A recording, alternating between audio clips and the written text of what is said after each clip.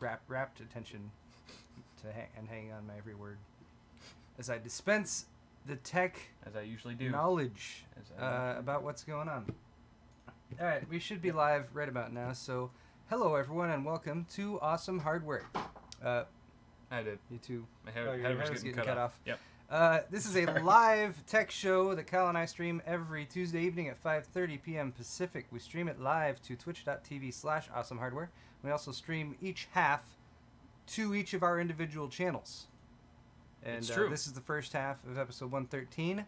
So we're streaming to my channel, Paul's Hardware. Second half will be on Kyle's channel in about an hour on Bitwit. And thanks to all you guys who are watching us live, whether you're watching on Twitch or watching YouTube live. Bear in mind, during this show, not only do we talk about technology, we also drink a beer or two. Occasionally we do curse or use foul language. So case in point right there. You have been warned. Sorry about that if you're not into that kind of thing. But we like to just, kind of go with the flow here. Speak our minds. Speaking of which, let's do the regular things that we always do at the beginning of every episode, which is to talk about our stores. If you'd like to help support our channels and get yourself some merch, check out our stores. paulshardware.net is mine. I have shirts like these and mugs, pint glasses. Look at these polos. Them polos. That's a polo shirt right there. If you buy stuff during the show, either from my store or Kyle's store, bitwit.tech/store. We'll give you a little shout out at the end, and if you order from both of our stores, you get your stuff shipped together, and you will get a refund for part of your shipping. And if you order from neither of our stores, you get nothing. That's true. We'll just stare at you disappointedly. It's a great way to get yourself a fat load of jack squat. Absolutely nothing. Yep. But anyway, that's about all we do at the beginning of the show, letting things spin up. We're spinning up the show right now. Like a hard drive. We're letting people tune. I need to not accidentally hit that keyboard with my hand. All right. So anyway, let's. Oh, you know what I didn't do? I didn't set up the lower thirds. Actually, most of them are still here. That's good. That's good. That's planning ahead. Oh, we're getting a on? message from Cell. Uh-oh. That means something's... Did something go wrong? Yes. Oh, no. What? Is audio not coming through? Audio's low. Oh, it's super quiet. Okay. All right. Thank you. We'll address it right now. We're professionals. And fix the Twitch title. Yeah, I know. I know. Dude, it's only our 113th episode. We have this all down. Give us a break. We have it all down pat. In your defense. Okay. Yeah, all right. Thank you. Bye. Love you. Oh, I love you. We're streaming at 60 frames per second, too. Why are we streaming at 60 FPS? Because... It's alright. It doesn't matter. How do we turn the volume up? What is the volume changed? I think we could just use the knobs on the soundboard, right? You turn the knobs, the volume goes up. Yep. That's the basic. That's how it works. I'm going to crank it up a little bit. Thank you, Cell, for the phone call. Just needs a tiny little... In case you're wondering, that was Cell processing. He is our awesome friend and moderator, and he also tells us when things are going wrong. Hopefully that made things louder. We should create a word to indicate someone who's a friend. Oh, wow, okay. These dials are very sensitive. Too loud. This is clipping, apparently. How about now? Check 1 2. Check 1 2. Check. Mic check. Should be better now. Is that better? It should be good. It should be perfect. Right. There should be zero. I saw two people. I saw two people say it's perfect. Good. A few other people say good. Thank you. Much better. Thank you all so much for your feedback. Woo! All right. I'm glad I clapped when good. Yeah, the levels were right. For anyone whose ears weren't bleeding already. All right. Still clipping? Wow, it's funny because YouTube is like a good 30 seconds to a minute behind Twitch, I think. So YouTube is only just now getting their ears destroyed. If only someone from the future could have warned them in time. Thank you. Twitch, hurry, go to YouTube now. It's too late. Tell them that they're about to die. All right, cool. Anyway, guys, let's move into the actual show. People are saying it's still clipping. It's still clipping? Still clipping. Sound floor is very noisy. It's like, seriously, how sensitive these dials are? It's like, you barely, you don't even see it. They must have gotten bumped. I actually don't even see it move. They're super sensitive. I said it's your fault, Kyle. You're talking too loud. Alright, I'll just be a quieter person. I can't do that. I can't turn me off, unfortunately. Okay, well, we're going to proceed. I'm Proceed, drinking Karl Strauss Red Trolley Ale. Yep. Right now. It's good stuff. Provided by Kyle. And Kyle's drinking Newcastle? Yeah. Newcastle. Good old Nuki. It's a classic. All right. Sweet. Let's see. People are saying... most people aren't complaining Sounds anymore. better on Twitch than on YouTube. It should be the exact same... I don't know what YouTube does with audio processing. All right. Interesting. Let's get my notes back on the screen. Get them notes on. This is Tech of the Day After Tomorrow, but it actually isn't. So wait, I bet I can change. We're doing everything on the fly for today's show, so that's how we roll. That's how we do. There we go. Tech of the Day After Tomorrow. Technology that's not out yet. That's the basic idea here. Yep. All right. Videocards.com has an article here about Intel preparing multiple 6-core Coffee Lake CPUs. And these 6-core CPUs are not just of the i7 variety, but also the i5. Very interesting. So this is actually originally from Canard PC, which is a French language website, which I believe is French-Canadian. Video Cards has it written up here in good old English. But basically they're saying in a few months, that's vague, but soon, Intel will introduce new 6-core processors based on Coffee Lake architecture. There's going to be, according to this rumor, an i7 8700K with a 3.7 gigahertz base clock. None of the articles list any boost clocks yet, so that's probably something that if this is true at all, which we're not sure about because it's a rumor, the Intel probably hasn't dispensed with that information yet. But 3.7 gigahertz base with hyperthreading, and it's a 6-core processor, so 6 cores, 12 threads, with a 95-watt TDP, which is significantly less than their current 6-core offering with the 7800X. That's not a direct response to Ryzen. I don't know what is. Well, certainly them launching it sooner rather than later would be, for sure. But yeah, that too, them finally doing 6-core on the mainstream platform. And lower TDP. Yeah, lower TDP. Well, the TDP is technically up from their mainstream, because their mainstream used to be like 77 watt with was that Haswell? Was Haswell 77? I don't know. I don't recall all the TDPs, but I know it's gone up a little bit, at least when it comes to the high end SKUs, the high end unlocked. So I guess maybe performance per watt, you could say. Yeah, well, and especially there's 2 more cores in there, so I mean that certainly also adds to the heat output.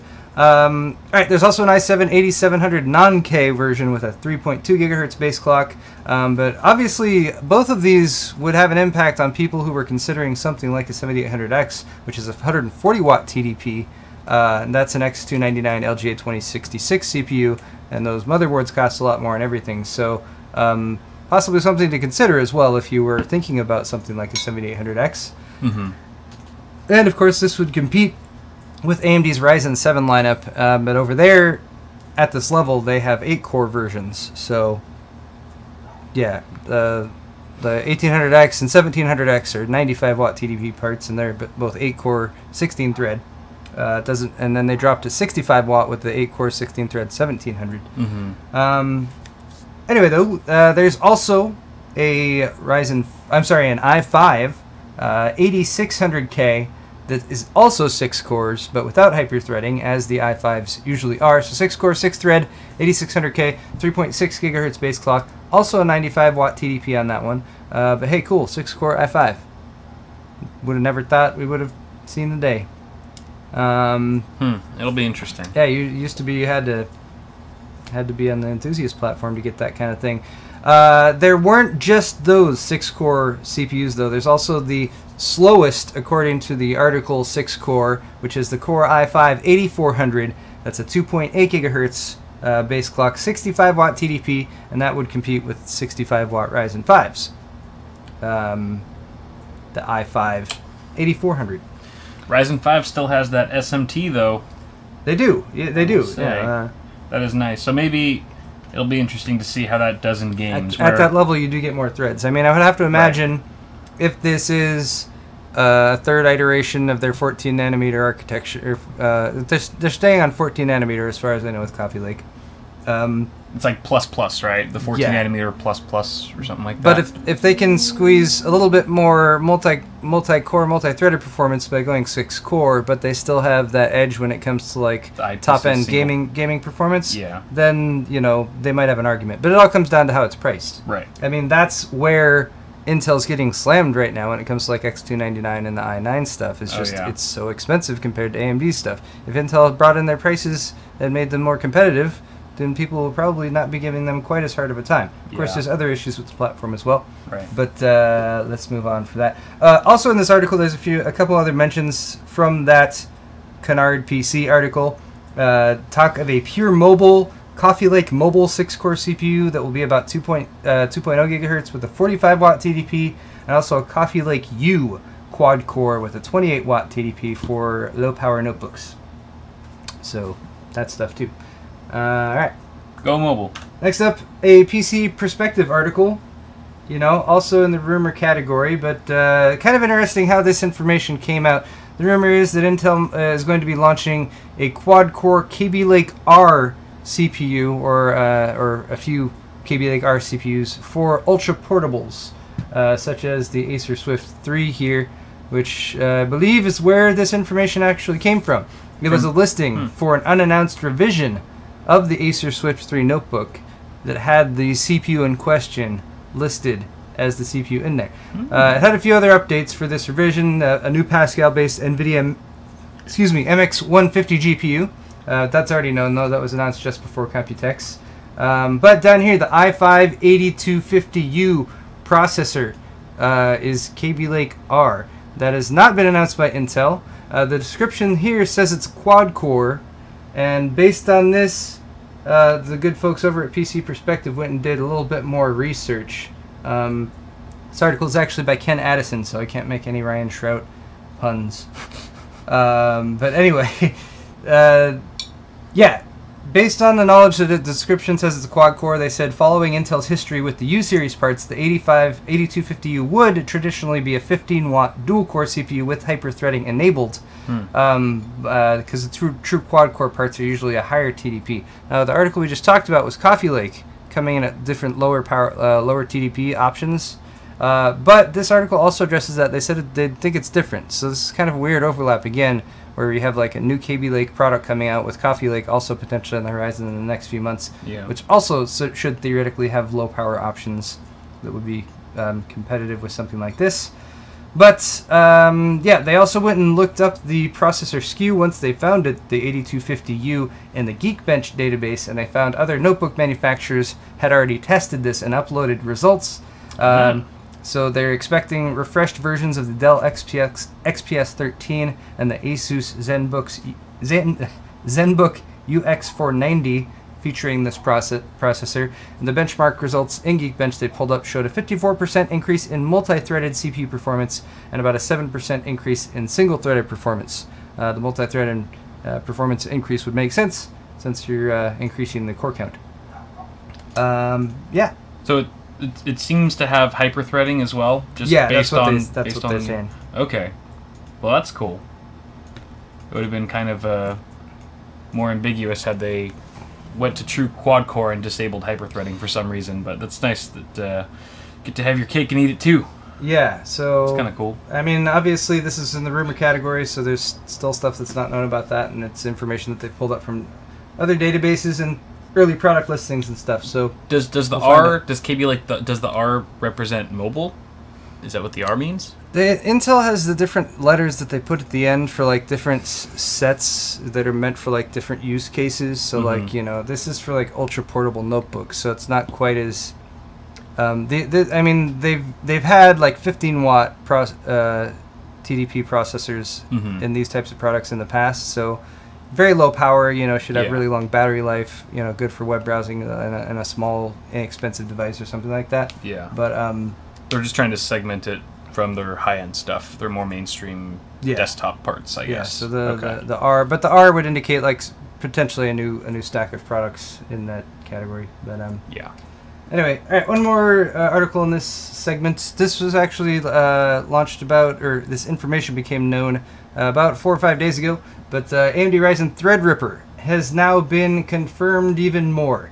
So this is confirmation, but there is a rumor that's sort of woven in here as well. This is a PC Gamer article by Gordon Ung, and this is based on AMD's announcements last week. They also launched a video on it. 2 processors that they have confirmed: the Threadripper 1950X, which is a 16-core, 32-thread, 3.4 GHz base clock, 4 GHz boost clock, $1,000 processor. Yeah! For $1,000, AMD's giving you 16 cores and 32 threads. Also 64 PCI Express Gen 3 lanes, so that's cool too. Also a second processor, a 12-core 24-thread Threadripper 1920X. This one has a 3.5 GHz base clock and a 4 GHz boost clock, so lower core count means that it can run more of those cores at a higher frequency, so hence the slightly higher base. $800 price tag on this one. So yeah, both of them have 64 PCI Express lanes available, 180 watt TDP, so these are going to require a pretty significant amount of cooling. It's not quite as bad as like the 220 watt TDP stuff like the 9590, that kind of thing that they had, that kind of required something like an an all-in-one liquid cooler or really high-end air cooler. But they also both have quad-channel DDR4, and they're going to, of course, be supported by X399 chipset motherboards with the big old TR4 socket. There will be pre-orders. Here's a look at the socket, by the way. So many dies, so little time. There we go. And there it is. Look at that. Thing is a beast. Okay. I was blown away by how big it was just seeing it in person at Computex. I was like, that's like the span of my hand. No, maybe not that big, but yeah, it's definitely the biggest socket I've ever seen in person. It has, how many pins? LGA 4094 is the pin count there, so that's... Twice the size of a mainstream crazy socket. Yeah. Yeah, and they had to make it that big because they are putting like 4 individual Ryzen cores. So each with a, each with actually half of their cores enabled. So you get 4 times 4, 16. And then it's it's the same layout that they're using for Epic, and Epic will have 4 Ryzen cores with all of the cores enabled, giving 32 core, 64 thread processors. All right. A couple more details about this. Select pre-orders will be starting on July 27th. Alienware is the major manufacturer or big box maker of computers who will have them. Also, there'll be some boutique builders who will be providing pre-orders on July 27th. CPU motherboards will be on shelves in early August, and it's going to support up to 1 terabyte of memory when but that's when you use LR DIMMs or load reduced DIMMs. Otherwise, I think it supports half of that if you're not using LR DIMMs. Intel's 16-core i9-7960X is supposed to be $1,700 by comparison. So $1,700 for 16 cores versus $1,000 for 16 cores. Intel's 12-core i9-7920X is supposed to be $1,200. $1,200 versus $800 for the 12-core version. Also, at least according to what AMD has said, neither of these products have launched yet. Intel has launched X299 as a platform, but their higher core count, 12 cores and up CPUs, aren't out yet, and we still don't know when they're going to be out. It's not if AMD launches these when they say they are, they might have their 12 and 16 core CPU high-end desktop CPUs out there before Intel does. There's some tests in the article, linked in the description, as all the articles are, by the way, if you guys want to check out a little bit more details. But AMD's test with the 12-core Threadripper 1920X, it beat the 10-core 7900X with a Cinebench R15 score of 2,431 to 2,167.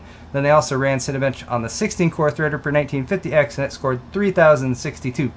So that's cool. There's no word yet on other core count versions, so like 14-core, 10-core, for example. We're not sure if that's going to be a thing at all. And the last thing about this is that due to the immense size and we imagine higher TDP of these Threadripper CPUs, it is rumored, this is the rumor bit of this, that they are going to ship with liquid all-in-one cooling solutions.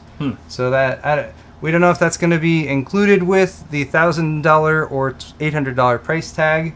or what. Or you'll pay a premium to get that included. We don't know or yet. if there's going to be a special kit or something like that. Right. But this is the actual video that AMD posted, by the way, if you guys haven't already seen it. But here, for example, is a screenshot from the Sweet Clockers YouTube channel showing, I believe this is Noctua, showing their cooler that they designed. The one on the left is the TR4 socket. So you can see the size of the contact plate for that compared to a standard AM4 socket for Ryzen on the right side. So there's potential questions when it comes to conflict with PCIe slots. It's wider than the heatsink. Yeah, it is. It's wider than the actual heatsink, so it is massive.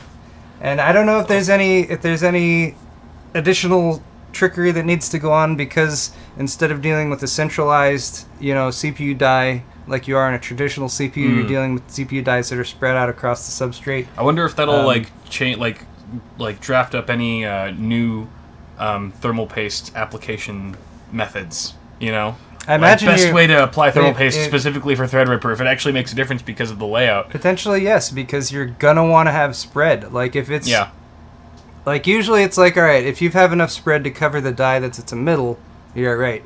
Now it's like, well, you've got 4 dies that are spread out. Even if it spreads from the middle, you might have corners of those edge ones that doesn't have the paste spread over it and whatever. And obviously, you're gonna need to use more of it as well. Quad P method. Maybe you do 4 Ps. Yeah, 1 P over each. Over each die. Yeah, or just go back to the old paintbrush. Yeah, you can do that too. So there's some CPU thermal paste that used to ship with like a like a pad or something. Eye polish or whatever. Not eye polish. Eyeshadow. Eyeshadow. Not even eyeshadow. What is this? I don't know anything. About where it's got the knob in it. It's got the brush attached. Mascara. I think. What are those? Heather, wifey's on. Get your wife in here. We're out of our element suddenly. All right. I know what you mean, though. Yeah. Yeah, like you guys know what I'm saying, right? Wax on, wax off type of thing. Yeah. I gotcha. So cool. There it is. And so endeth Tech of the Day After Tomorrow. Hopefully sooner rather than later. Next up, we're bringing back Say It Ain't So. Yes, we are. It ain't so. It was such a popular segment. Yep. So these are all terrible stories, or things that have gone wrong, or things that didn't turn out how they would appear, I guess. You're a big Debbie Downer, Paul. I'm broadening the... You're stick in the mud. I'm broadening the definition of this segment so I can bring more into it. Alright, so this popped up on Reddit today.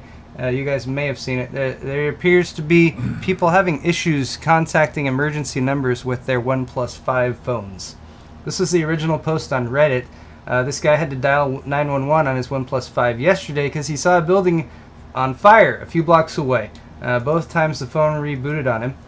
He posted this Facebook video, which I will now play back for you guys. Can I make it bigger? He's a Bulls fan. Apparently he's a Bulls fan.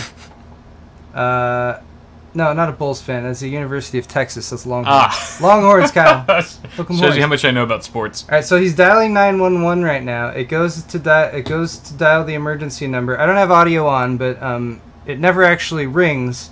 And then if you watch here in just a moment, SOS dialing, and it just shuts And off. the phone shuts down. And the phone only with emergency numbers, restarts. But apparently only with emergency numbers. The one number that you really need, you need that line to connect. When you really need to make a call. It's like the most we'll only shut your phone off when also, it's a life or death situation. I know there's also like government requirements that a phone has to be able to call 911. Like it seems like it should be. I don't know the details on that specifically, but Gizmodo did pick this up. And apparently there's a little bit more going on in the Reddit thread, and some people have done a little bit more researching. Don't try this at home, by the way, if you have a OnePlus 5. Yeah, don't call 911. Don't just go trying to call 911 or your emergency number. You'll get fined. Apparently there's also a user in the UK who reported the same thing, although they have a different number. It's not 911 over there. It's some other... It's like 911 with an English accent. But yeah, they have the dude's video up there and stuff. OnePlus told Gizmodo that they are working with customers individually to solve the issue, but did not provide any further details on the bug. Gizmodo confirmed 3 reports of this going on, And 999 apparently we're hearing from our UK viewers or people who just know. There's also a 411 is information here in the US. 6969. That 69. Sounds legit. Right. Hashtag 420. And of course, pound 420 to save a life. Pound it. All right. So yeah, if you've got a OnePlus 5, I would keep an eye on this. Yeah. And see what happens. Because like I said, this is from today, so I don't have any further follow-up information on what OnePlus has to say about that. There's got to be it's more widespread. There's a great like sketch in here somewhere where like two guys are on their phones and one guy's Galaxy 7 Note, or was it the 7 Note, blows up, and then 7. The guy with the OnePlus 5 tries to call 911 and he can't. You're right. You're right, and you just told everyone about it. And I know. Now they have the You guys can have that one for free. Someone make that. Please. That could be a Vine, right? Yeah, totally. Yeah, something like that. It's like Windows 7 blew up. Oh no, we use OnePlus 5 to call 911. Yeah, that's pretty awesome. Okay. Beautiful. Moving on, though. PC Gamer article. Apparently, some Amazon purchasers of Ryzen CPUs have not received actual Ryzen CPUs. Does that look like a Ryzen CPU in the box? No. You can just tell from the heat spreader. Yeah, so at least 2 users, according to this article, have reported receiving an Intel Celeron processor masquerading as an AMD Ryzen 7 1700. So obviously you guys watch our channels and you're smart people, and just looking at this CPU would be like, that is an LGA processor. That is obviously not a Ryzen 7 or whatever it's purporting to be. It's supposed to be a Ryzen 7 1700, which you can kind of see up there at the top. Originally reported by Reddit user Shooter999. And like I said, 2 confirmed users according to the PC Gamer article. There appears to be some level of sophistication to this, as the screened-on Ryzen logo looks, I mean, if that's all you're looking at, looks somewhat legit. Here's another yeah, if user. you don't know any better, if you're a novice builder or something like that, it could slip by you. And again, this is one of those things that's only been reported in the past few days, and there's not a whole lot of follow-up on it yet. We don't know if this is something that's any more widespread. It does seem like something a little bit more sophisticated, but who knows? I believe WCCF Tech reported on this as well. The article references, I actually read both of their articles on it. WCCF Tech said that 2 of the fake chips appearing in the wild in a short span is indicative of a well-organized mass arme fraud seeping through the cracks. Which is, who knows? Maybe it could be. God damn it! It's very dramatic. It's a very serious situation. That is very dramatic, but yeah. What this appears to be is RMA fraud, which means that the people who are committing the fraud bought real CPUs from Amazon, took the CPUs to resell or use or whatever, took their fake CPUs, put them back in the box, returned that to Amazon, probably for a refund. Amazon took the return back. Amazon's return people didn't recognize that CPU wasn't real, gave out the refund, and then put that returned CPU back into their inventory and sold it again. So, again, not sure how this is going to happen. I wonder, now that it's out, aren't those people kind of busted? Like, Amazon, I feel like, could easily track it back to them and revoke the refund and just, they have their you always use, burner accounts for that kind of thing. True. You got to make sure that it's not... Can't be traced back to you get some address that you can go and pick up packages from or something like that. But, right. I mean, unless they're stupid, you never know. Yeah. But I feel like if you're smart enough to put together something like that, then... Yeah. You'd probably be somewhat more intelligent about how you make the orders or whatever. I feel bad for anyone trying to install that fake Ryzen processor, not knowing any better, and just ruining their motherboard. Oh yeah, if you don't know what you're doing, you can royally screw up some hardware. I mean, maybe. I guess if you're putting it in an AM4 board, if you got an AM4 board, bad, it'd be less of a chance of destroying something. True. But you could probably. You could still. Why don't the lever go down onto it? Or just where are all the pins? Everyone said building computers was easy. I just have no idea. I know.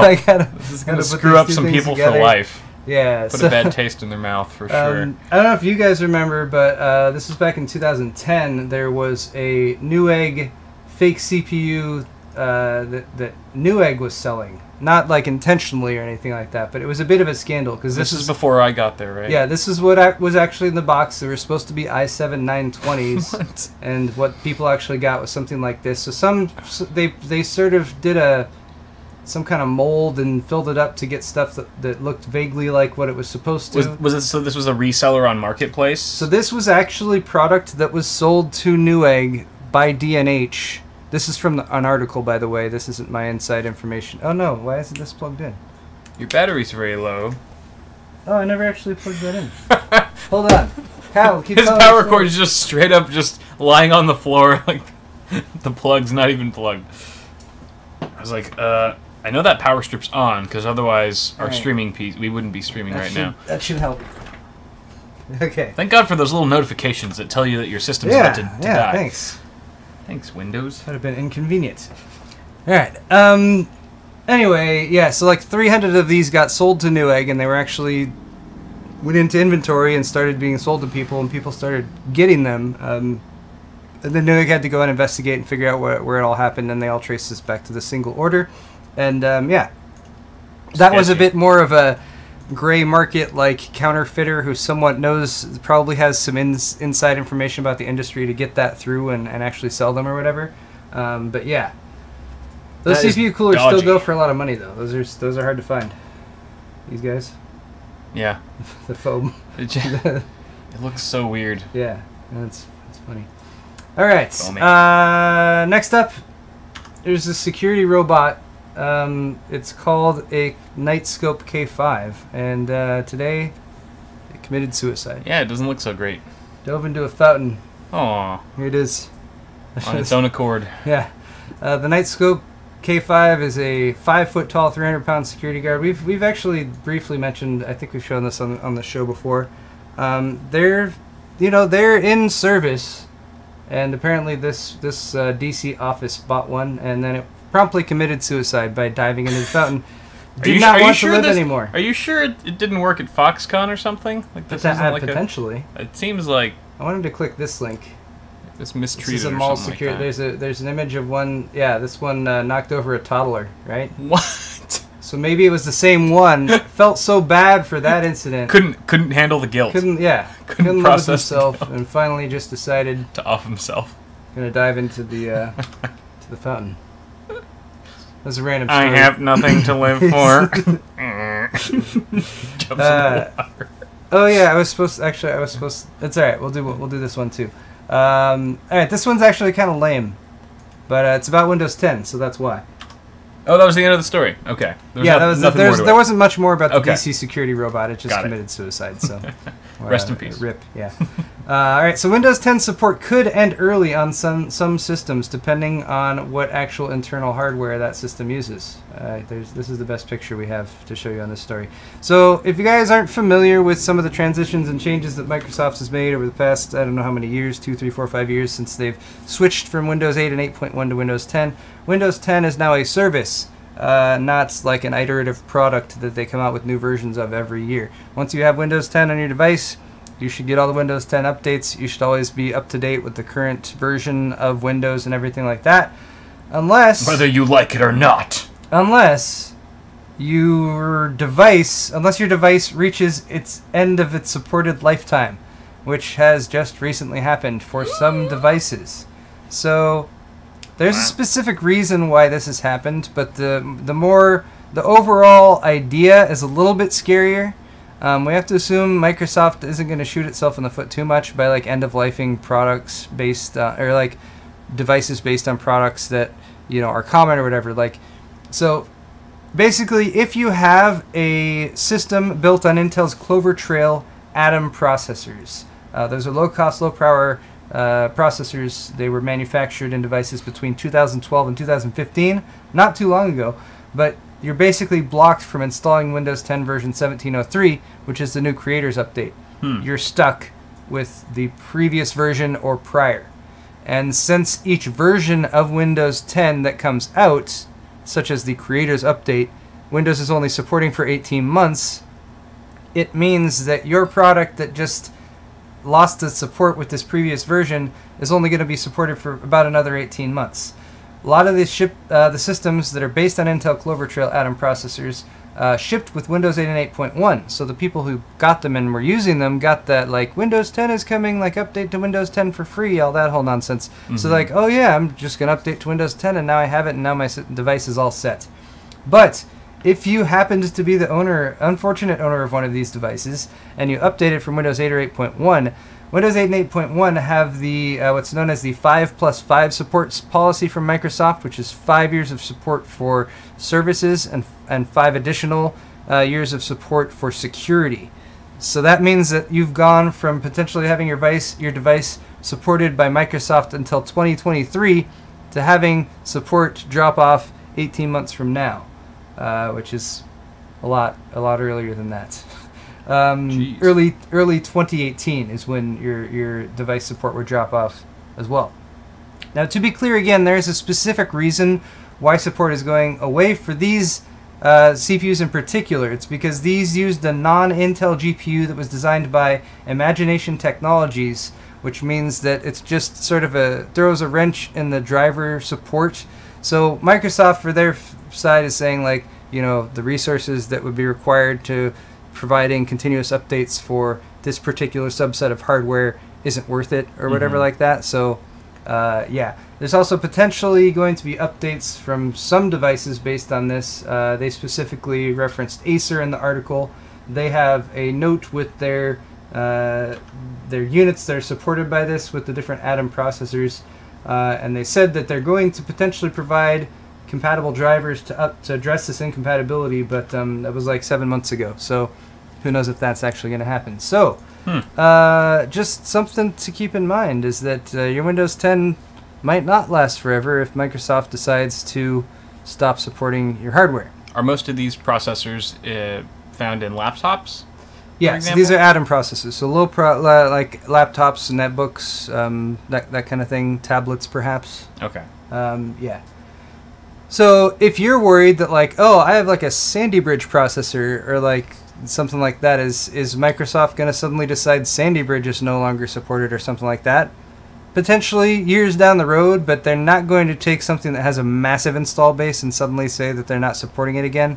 Like this is almost absolutely for sure because of the graphics. The iGPU? The integrated graphics that's part of this SoC. So, as a result, this set of products is losing support. So anyway, it really sucks if you use those products, and it really sucks if you look at it sort of from a larger perspective as far as Microsoft support for devices going on down the road. I wouldn't say run for the hills and like Microsoft is going to start, you know, dropping a lot of stuff, but it's definitely something to consider if you're looking into buying a laptop from here on out.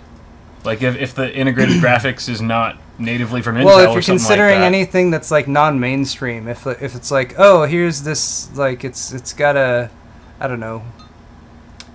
I don't have good. All of my good examples would be on the cell phone side because that's where you find a lot of, like, you know, chip manufacturers that you've never heard of before.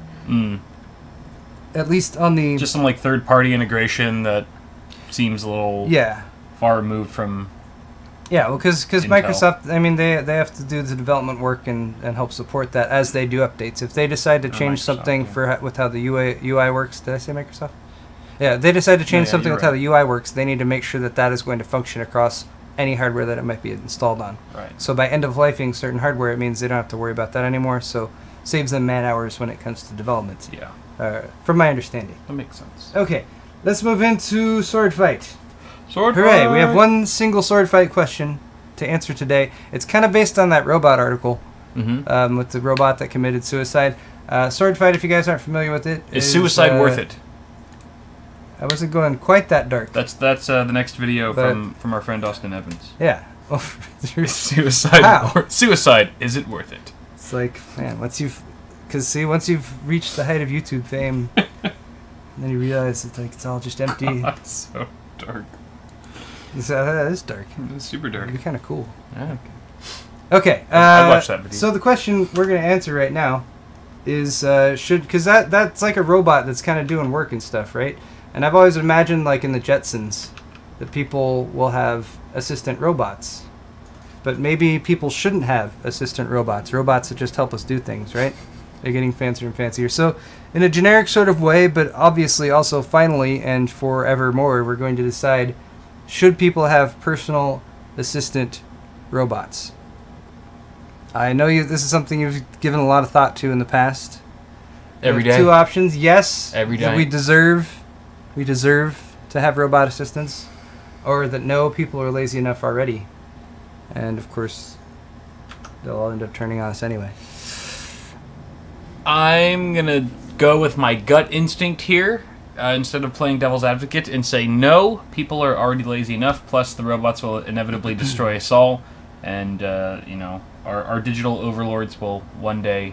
I mean, we've all seen Terminator. We know how Skynet works. We know that it is not just a movie, but a premonition.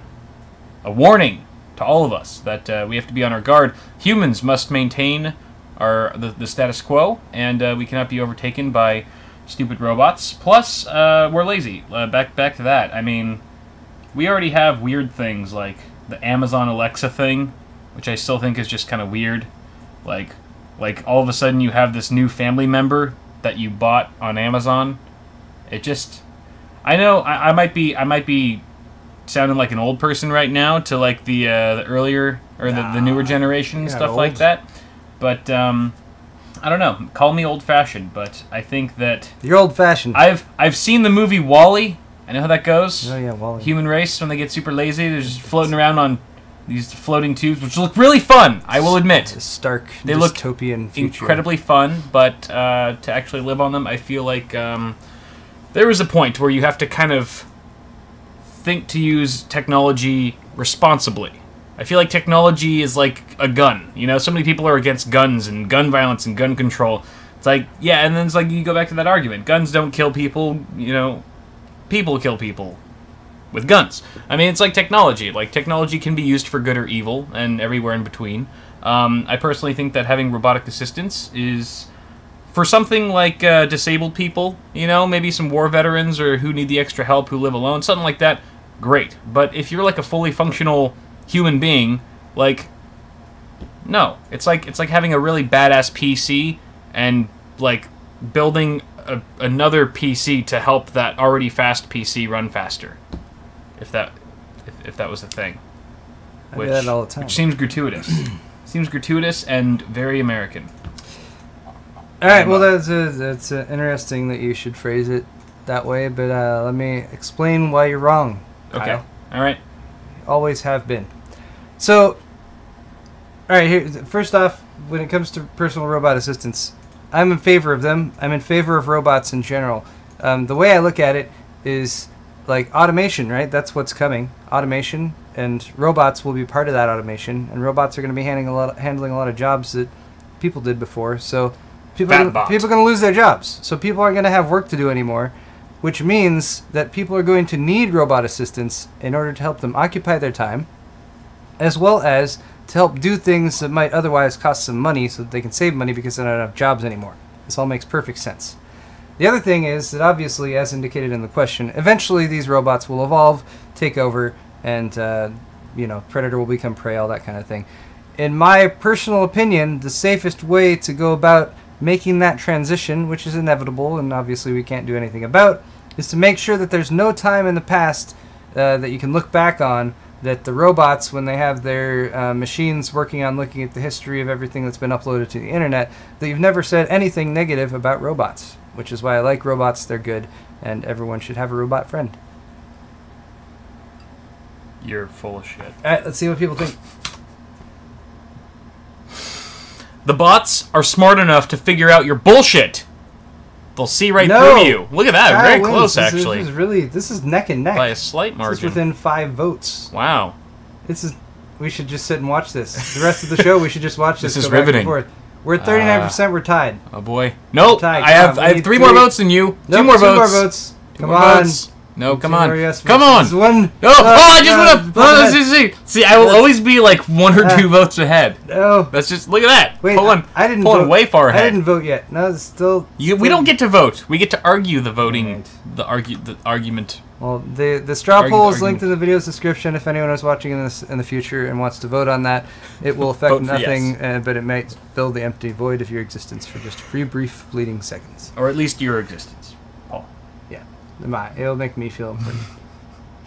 Okay. See, that's one thing That's the all. robots can't do for you. That's right. Oh, they can. There's going to be a hand job robot hand that job does it. robot. Well, that too. I mean, hopefully we'll have robots that can do lots of different things, but the one that just compliments you all the time. Oh no, it's using the blender arm. Shit, no, fuck! It's just- Wrong arm, wrong arm. See, that's why if you're smart, you're going into software development. Every robot needs a safe word. I'm not smart. All right. Let's finish off my half of the show with just a quick little finisher. Finisher. Which is news, of course. Tech news. I've already discussed quite a bit of tech news, but we're going to talk about Ethereum. Ethereum. Yes. So ethereal. Where'd my story go? An ethereal Hold on. cryptocurrency. It's gone. Give me just a second. Ethereum. What a Oh, cool wait, sounding name. That's the wrong story. Just sounds cool. Just the sound of it when you hear it makes you want to mine it. Okay, wait, Kyle, aren't you talking about this on your half too? A little bit. A little bit on Ethereum. All right, A so wee bit. Ethereum price has gone way down, but not entirely. So It's going up and down. yeah, used GPUs though are also becoming a little bit more available, which is pretty cool. This article on hardware discusses several of those things, but let's just go directly to eBay, shall we? Do it. Look at this. Look at this. The RX 470.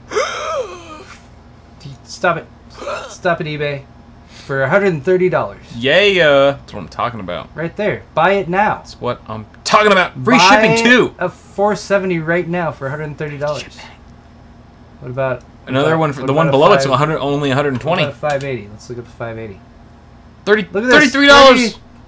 Bid on that shit. What? Is there something wrong with this? No, it's just the Are people bid. just liquidating them right now?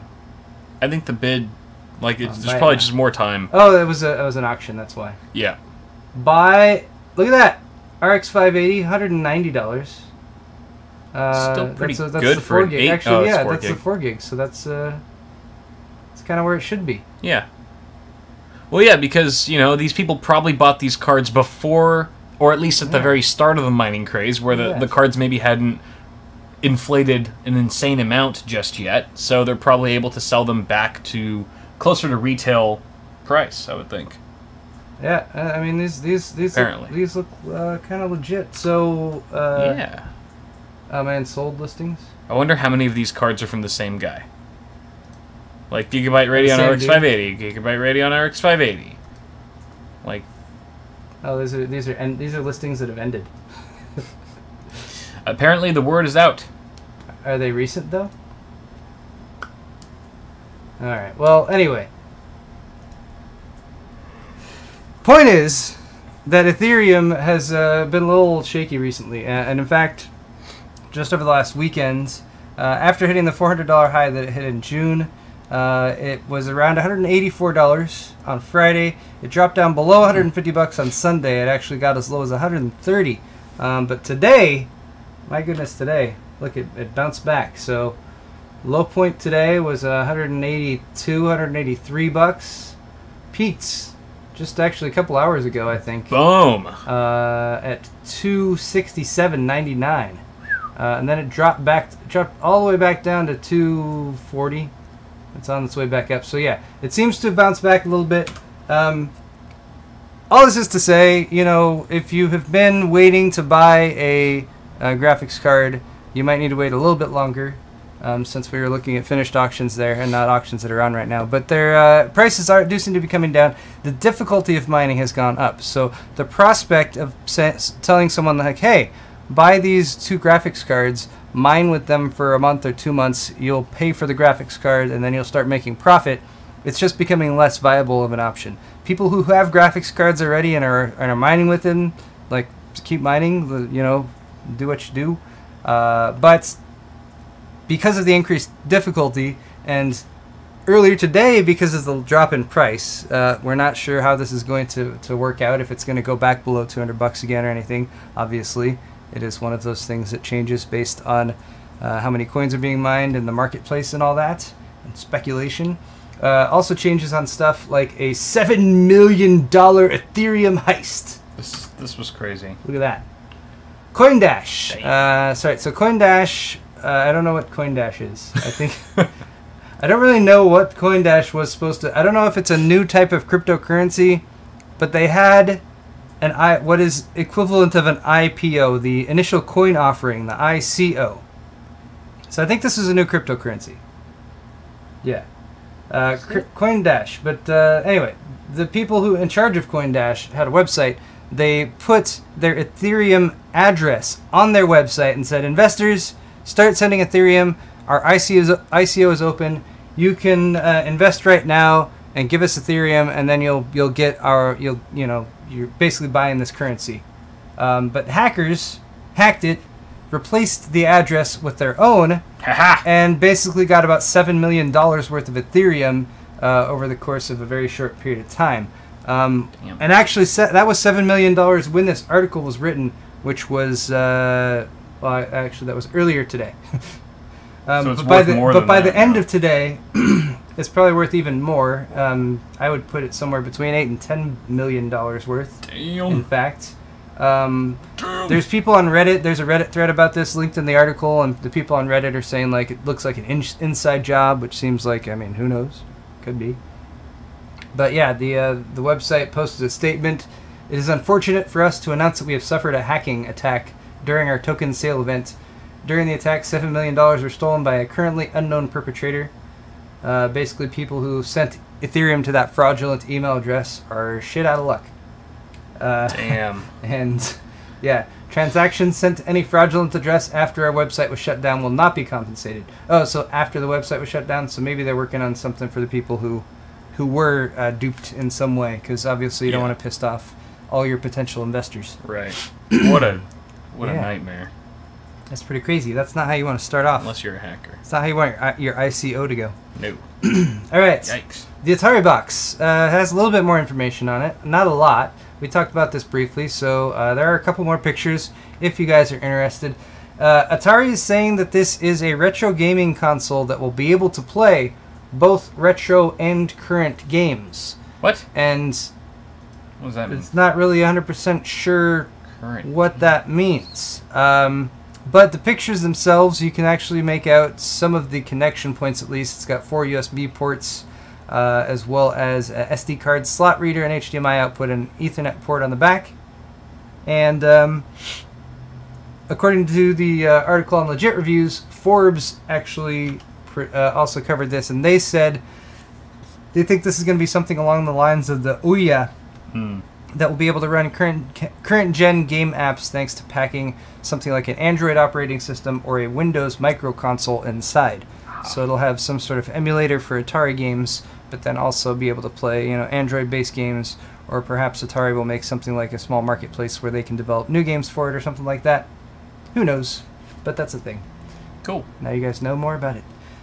Alright, we talked about this also last week, but I wanted to follow up on the VRM thing for X299 motherboards.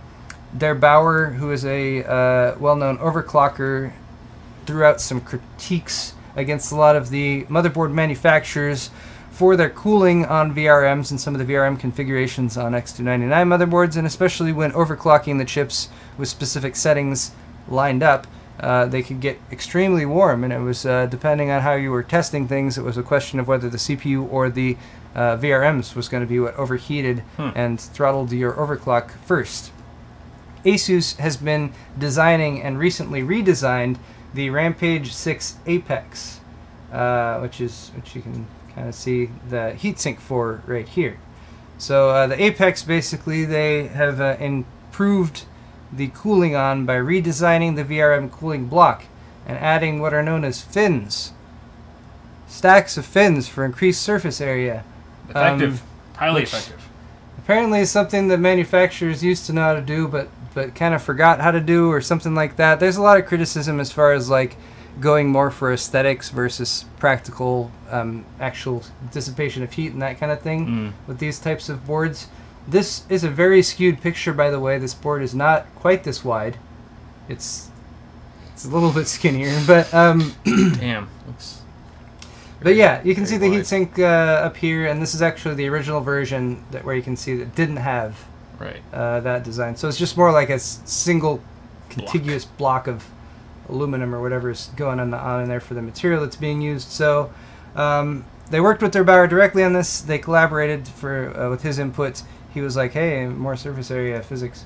And he has video up on it, which is linked in this article, so you guys can check that out too if you want.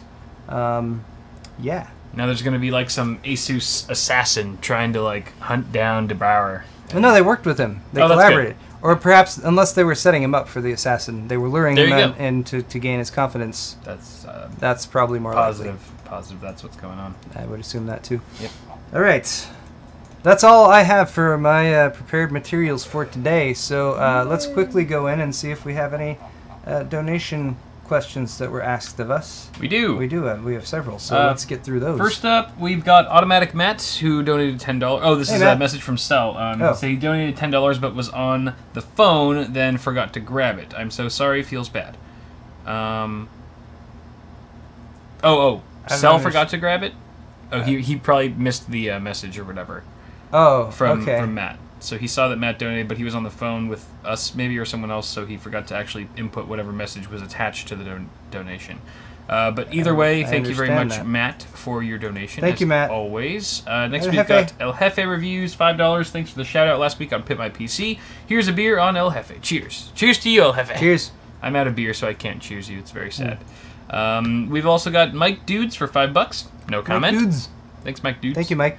Sebastian Krauthauser for $10. Another $10 for you guys starting a small game studio. So I really appreciate you, you hardware guys, giving me a good idea of what's coming. Oh, cool. Yeah, you're welcome. That sounds like fun. A game studio. It sounds relaxing. It's a studio where you game. Invite us once it's all done. I'll go. Scott Dilbeck, $6.66. I see what you did there. Thank you, Scott. Can't think of a random question this week, so Chug. Thanks, guys. Plus Kyle next week. Pet My PC. Hook a brother up already. I don't want to chug because I'm doing all the drinking, so I'm going to say cheers, and I'll take a drink. You have to cheers for both of us. Yeah, you have to chug for both of us. You need more beer. I'll replenish my beer very shortly. Very soon. David Brooks for the 20 Australian, maybe? I believe Australian. No comment. Thank you very much, Thanks, David.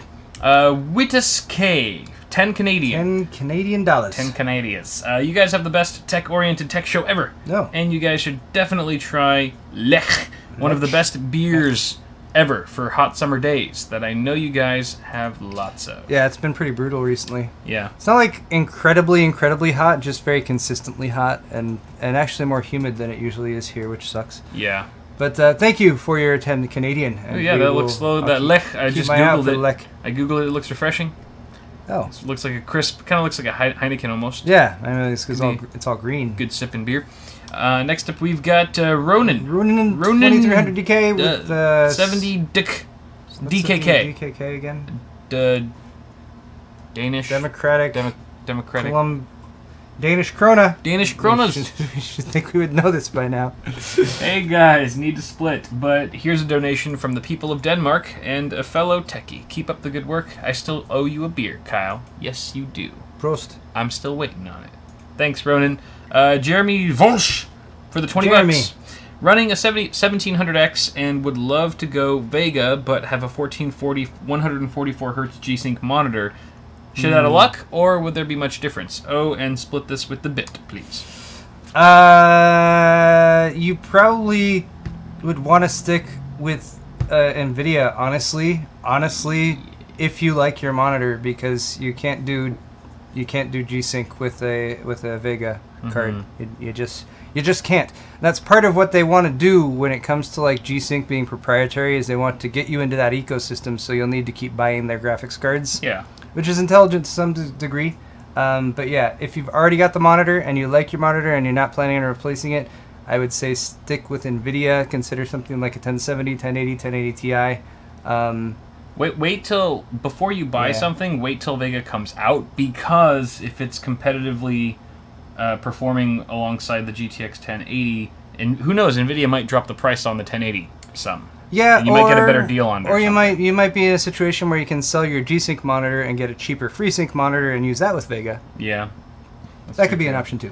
Yep. Okay. One Supersaurus for $10. Hey guys, decided to get the Air 540, now running an R5 1600. Nice. Waiting for my cryo-rig backplate to be able to overclock as high as I can. Also, Windows 10 is confused whether I need to activate it again. If you've already activated Windows on a particular motherboard, it should automatically reactivate when you reinstall Windows 10 if you install the same version, because when you activate, it does a I forget what the type of key is called, but it burns up the key that you plug in and it makes a new special hidden key that's tied to your hardware, but it should recognize your hardware and automatically activate Windows when you reinstall. If not, you might need to do phone activation or one of those options. Yeah. But just make sure if you do phone activation and they say, how many systems has this copy of Windows been installed on? The answer is always one. Okay.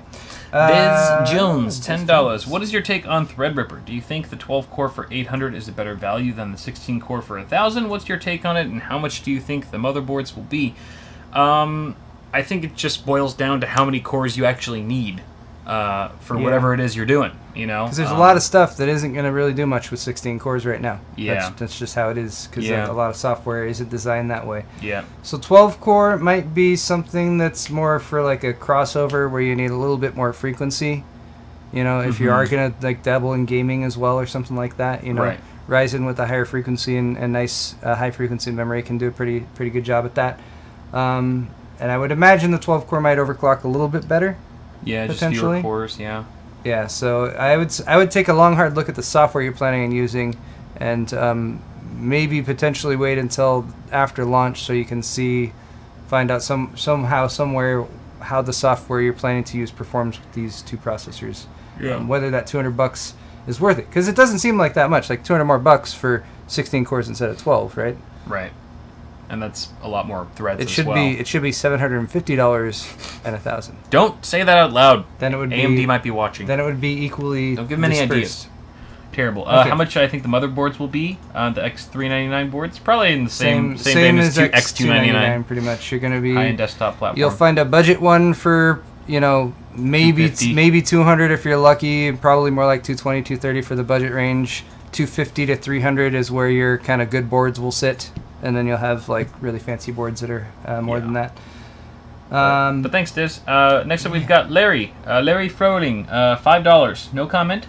Thank you very much. Thanks for the donation. And then we've got DB Chow for the $5. Got my A240G and the Corsair 570X in the mail today. Cannot wait to set it up, goof up, short my system with a reek, curl up in a bar, and finally cry. Oh, that won't happen. Not with the terrible.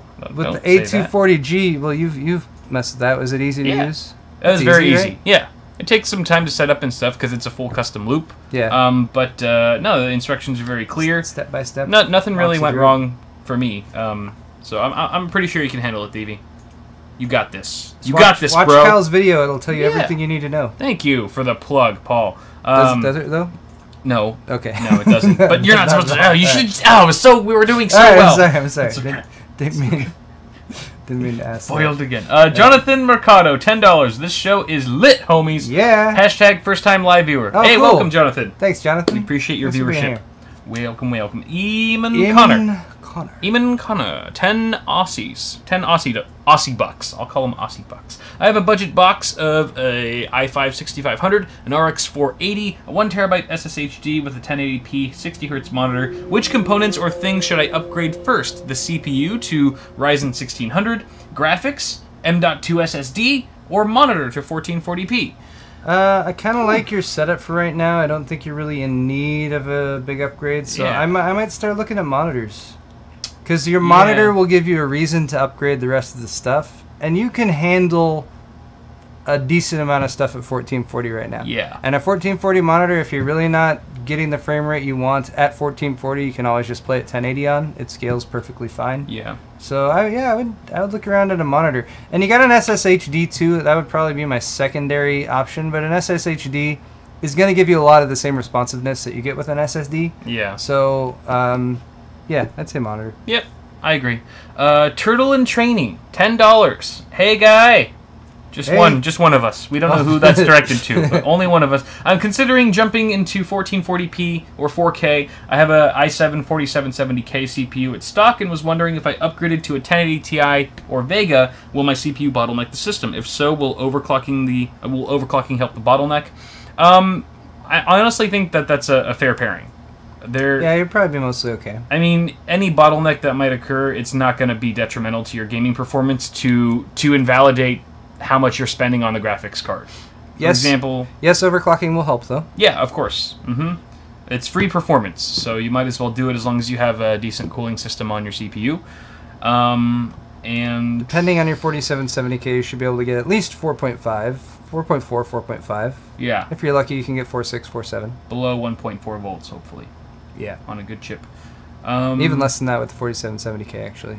I guess 1.3...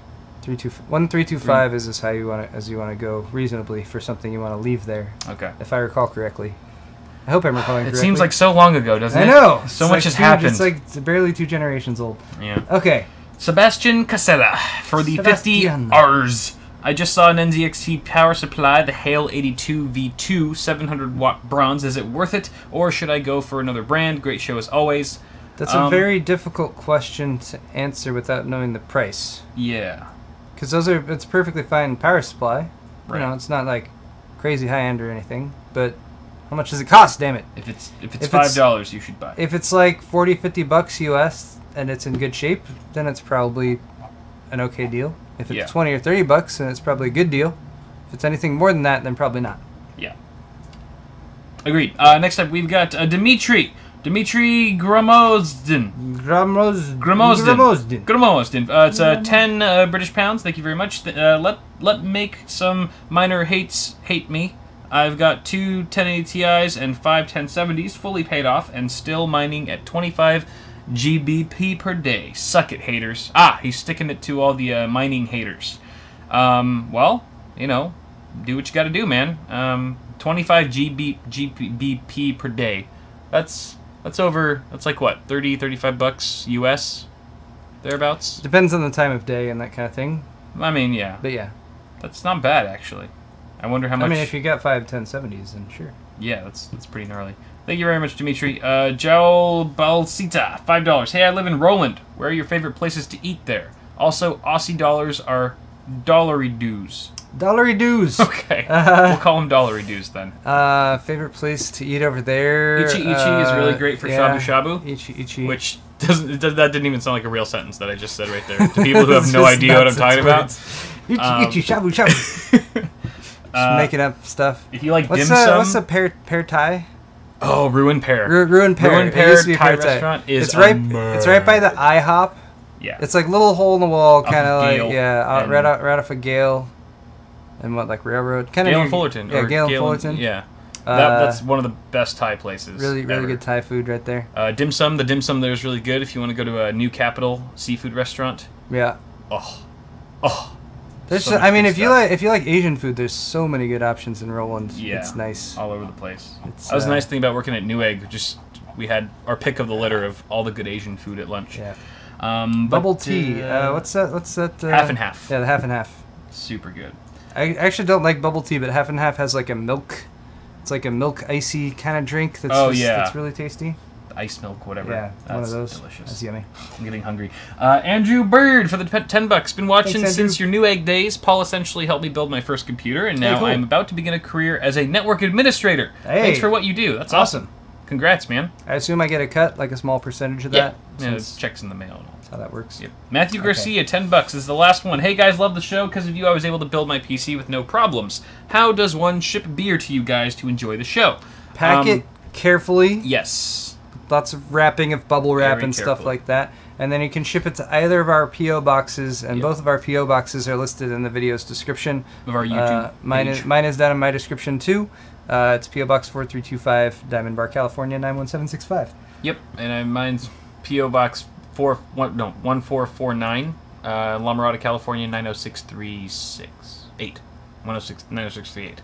I'm sure they got that. 90638. Yep. Just look at Kyle's description. Yeah, just look in the description. That's probably the better way to do it. I haven't memorized it. We did have one last final one that jumped in there. David Brooks, $10 Australian.